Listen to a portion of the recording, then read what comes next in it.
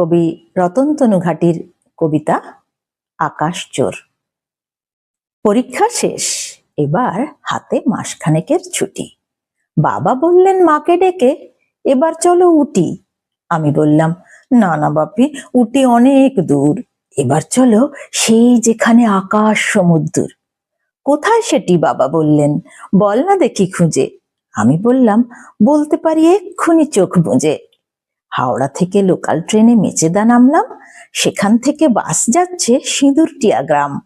বাবা বললেন, ওহো, সে তোর ছোট পিসির বাড়ি। আমি বললাম, এই ছুটিতে সেখানে যেতে পারি।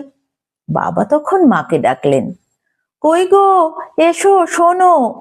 দোলার বাড়ি লম্বা ছুটির মানে নেই তো কোনো, ওরাই যাক না দু ভাই বোনে, আসুক ঘুরে টুরে, ওদের নিতে ডেকে পাঠাই টুকাই কুঙ্কুরে।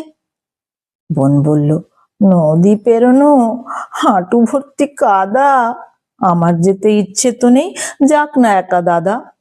ওরা যখন ছুটবে মাঠে বিল্টু ও বঙ্কুতে, আমি তখন থাকবো ডুবে ফেলুদা ও শঙ্কুতে।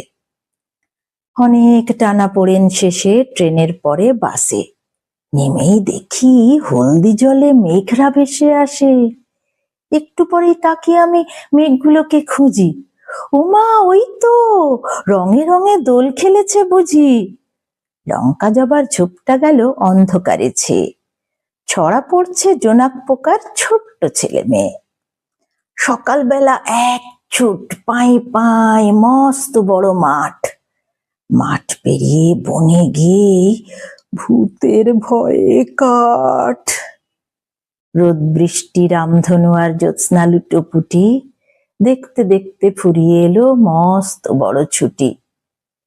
সেদিন একা ভাবছি বসে সরু আলের ধারে, কলকাতাকে কেউ এভাবে সাজালেই তো পারে।